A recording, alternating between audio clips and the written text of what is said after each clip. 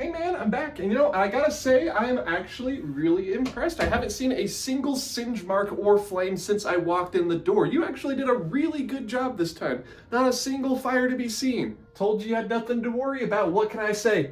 I'm a changed man. Yeah, had a good time, journeyed with water, filmed some Tiana's Bayou Adventure construction in Frontierland. Overall, it was a pretty solid trip. Ah, yeah, Tiana's Bayou Adventure in New Orleans Square. Can't wait for that to open. No, Tiana's Bayou Adventure in Frontierland. This is the Magic Kingdom we're talking about, not Disneyland. Oh, you didn't hear, did you?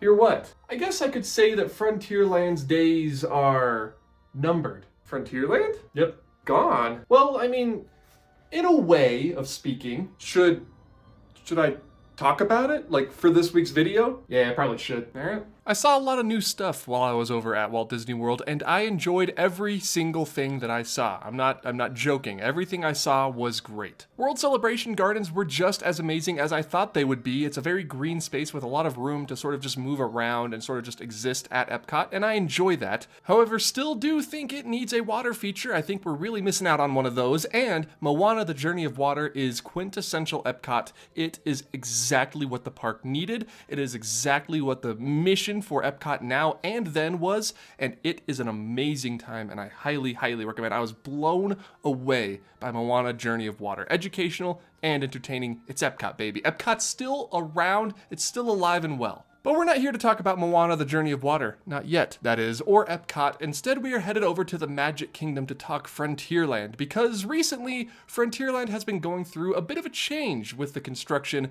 and retheming of Splash Mountain into Tiana's Bayou Adventure. And may I say, the flowers and the greenery, like in the middle of Epcot, are amazing. But it doesn't exactly scream the American frontier, now does it? I mean, Big Thunder Mountain, sure. Frontierland at Disneyland definitely has that vibe. But Frontierland at Walt Disney World is just sort of a corridor with the Country Bears, a green grassy hill, and then Big Thunder Mountain. It's not very frontier-y. And I've seen a lot of people raise this qualm about Bayou Adventure in Frontierland at Walt Disney World, saying that it doesn't really belong aesthetically within Frontierland. Not quite the same story for Tiana's Bayou Adventure over at Disneyland and Critter Country. That fits in well. And you know what?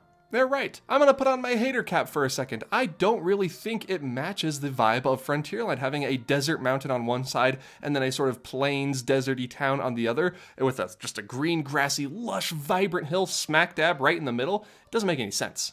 But my friends, take a look at the title of this video. Yeah, it's not gonna be this way for long, and that is confirmed by Disney, okay? This isn't an offhand rumors episode. This is confirmed. Frontierland is changing. And it's not just Tiana's Bayou Adventure slowly, or should I say quickly being completed almost ahead of schedule. I have a feeling this is going to open before late 2024. But the rest of Frontierland around it will be undergoing changes in the future. Whether that's the immediate future or the far, far future remains to be seen. But Frontierland is undergoing a metamorphosis, and we will all be there to witness it. Now, this is sort of based on a rumor that's been circulating for the past couple months or so, and I haven't commented on it up until now because it had just been that, a rumor, and offhand rumors exists for a reason, but now it's real. Now the rumor is confirmed. We don't know in what form, in what fashion, but we will be seeing evolution in Frontierland, and I wanted to talk about it because now it's official, it's happening, and at D23 2024 this year, we may see the first inklings of a Beyond Big Thunder Mountain expansion, but not in the way that we saw in 2022. Oh man, it's every other year. It's been so long. And that, my friends, is the potential retheming of the existing Frontierland into a completely new area, and the Big Thunder Mountain, Beyond Big Thunder Mountain expansion, I should say, happening and coming to fruition, but not with villains, not with Encanto, not with Coco, but instead with more Frontierland. Now let's go back to the beginning. How is this confirmed? Where did Disney confirm this? A quick fill-in for those of you who missed it. D23 2023 brought with it some really cool announcements, like how we could meet Figment, and I did meet Figment, by the way, but also some blue sky Imagineering pitches, pitched directly to us, the audience. It was a weird time, and Beyond Big Thunder Mountain was one of these experiences that they were playing around with. Instead of at Disneyland, where Frontierland will turn into either Fantasyland or New Orleans Square, and then you can make a full loop if you go through Galaxy Galaxy's Edge without stopping and turning around anywhere, Frontierland at Walt Disney World just sort of stops at Big Thunder Mountain. You can't really go anywhere. You have to turn around and go back the way you came. And that always annoyed me. And that's a problem they were looking to sort of combat when they're building this new expansion beyond Big Thunder Mountain, behind Big Thunder Mountain. And of course, since IP is king at Disney right now, you can't really do anything new without it being tied to an IP. They pitched an idea for the expansion to be themed around the villains, Disney villains, Encanto or Coco. And everyone was just sort of whelmed for this announcement. They didn't announce that it was coming, they just announced that they had some ideas and they were maybe thinking about possibly doing something beyond Big Thunder Mountain. And that's the last we heard of it up until very, very recently. On January 9th, the Disney Parks blog posted an update on the upcoming re-theme, overhaul, re-songifying of the Country Bear Jamboree, and an update regarding Tiana's Bayou Adventure. They shared some behind-the-scenes looks at how they were recording this new music and the installation of the really, really impressive weather vane that was made in New Orleans, but also, at the end of the blog post, Disney decided to include this little blurb. But hold your horses, we're not done yet. We have a lot of growth and investment planned for our theme parks in the coming years and look forward to sharing more announcements about Frontierland. So y'all come back now, you hear? More announcements about Frontierland. More announcements about Frontierland. What could they possibly be changing in Frontierland? Aside from the entirety of the existing land itself, my friends, my theory is this. It's also based on other people's theories, but my theory is this. My theory is this, friends. The Frontierland that we currently have at Walt Disney World will be rethemed into a New Orleans area. Not necessarily New Orleans Square, but it will be getting that update. All of the currently existing Frontierland, except for Big Thunder Mountain, will be receiving that New Orleans change. Why? If you think about Disneyland, Walt Disney's original Magic Kingdom, Frontierland, New Orleans Square, and Adventureland all have this sort of symbiotic relationship. They all sort of feed into each other, with the treehouse leading into Pirates, and Pirates leading into Mansion, and Mansion leading into Tiana's Bayou Adventure, and the Tiana's Bayou Adventure and Mansion and Pirates leading into Big Thunder Mountain as you continue on through the trail. That whole left side of the park has an entirely different feel from the right side or from Fantasyland because it is self-contained. It's all sort of playing into the same narrative. And at Walt Disney World, Frontierland does much the same thing. It's sandwiched between Adventureland and Liberty Square. You have to walk through one of those lands to reach Frontierland. But with the addition of Tiana's Bayou Adventure and it being so steeped in New Orleans culture, it really doesn't fit in Frontierland. I love Louisiana, I love New Orleans, but it's not the Wild West. I'm sorry, I should know I'm from the Wild West. And so now, if they're making that New Orleans style change to Splash Mountain, why not make that change to the rest of the middling Frontierland that Walt Disney World already has? And why not at the same time take that opportunity to make a bigger and better version of Frontierland for Walt Disney World? Frontierland isn't going away, okay? It's just evolving. It's moving and it's changing. Yes, I am showing footage of Disneyland's Frontierland when I say bigger and better for a reason. Now here I'm going to refer you to another channel. Braden over at Mickey Views made a video sort of going over what I'm going over in this video about 9 months ago, and boy did he call his shot, because it seems like everything he talked about in that video is going to end up coming to fruition. Some things in Frontierland may be rethemed to fit better in with Liberty Square, say the shooting arcade and some gift shops, but from that area further down into Frontierland, now Splash Mountain, Big Thunder Mountain, it will become New Orleans. And honestly, thank goodness, because Pecos Bill's Tall Tale Inn is probably the worst quick service, probably the worst food I've had at Magic Kingdom. I'd rather just get a churro for lunch and go hungry the rest of the day than eat at Pecos Bill's. It's not good at all. And a retheme to sort of something along the lines of Tiana's Palace from Disneyland would be a huge, huge improvement, because Tiana's Palace is delicious, let me tell you. It's so good. I'm not going to share everything Braden said in that video because he's a friend of the channel and the video is really well made. You should really go check it out. I did, however, learn that the Diamond Horseshoe is considered part of Liberty Square and not part of Frontierland. I don't know why. Maybe it's because the Golden Horseshoe at Disneyland is so well situated in Frontierland that I thought the Diamond Horseshoe was also in Frontierland, but it's not. Never was. It's on the app right there. Liberty Square. But yeah, the Shooting Arcade and Westward Ho would be added to Liberty Square, and the Country Bears would be the beginning of the new New Orleans area. As you can clearly tell from this beautiful diagram that I threw together in, checking my watch, 1 minute and 43 seconds. And I just want to point out how brilliant of a storytelling change this would be for that area of the Magic Kingdom, starting with Liberty Square. As you go left into the park, you start with the 13 colonies around the time of the Revolutionary War, going down into the New Orleans themed area a little bit later on, moving a little tiny bit further west into Frontierland, even further west at an even later period of time.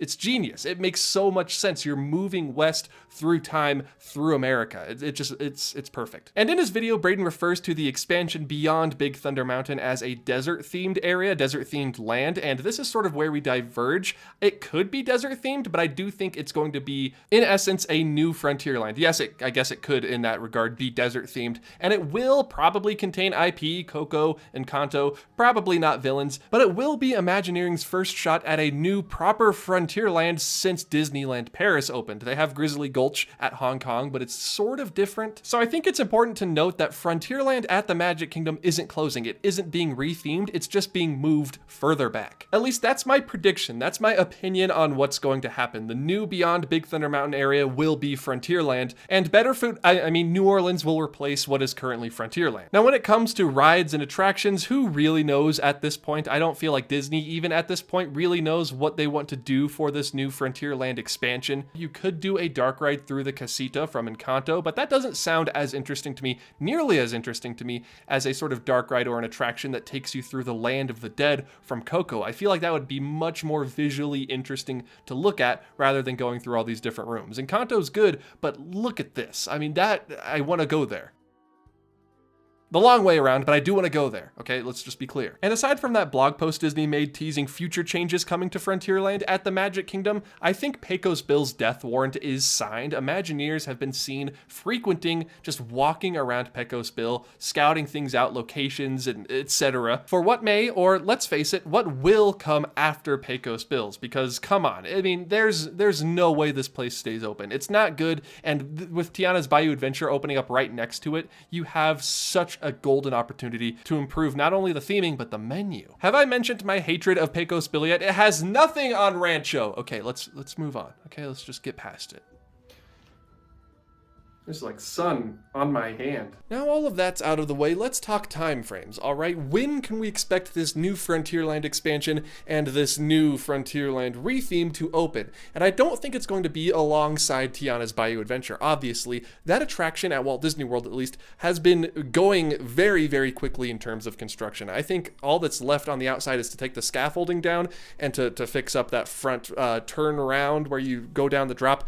I'm not a construction expert, though. There might be a ton more to do on the outside. It looks amazing and it looks near complete. The bottles are up on the final drop. It looks great, but I don't think we're going to get a retheme of Pecos Bill in time for this new attraction to be open. I think that's going to happen later on down the line, maybe late 2024, middle 2025 is when we'll start to see this new New Orleans area actually start to take shape. Now, when we're talking about the new Frontierland, the expansion beyond Big Thunder Mountain, that's going to be 2025, 26, 27, 28. It's going to be years into the future before we see this expansion truly begin to, the land clearing, the bridges, I don't know what else they have to do. There's a river there, if you didn't know, a waterway that goes past Big Thunder Mountain. So they're going to either have to fill that in or build a bridge and then just develop all of that land. It's swampland right now, so we'll see just how long that takes. And you may have noticed it in that diagram I just showed, but there is also the possibility of a walkway connecting all the way back around the rivers of America to the Haunted Mansion, thus making a full loop of the Magic Kingdom Park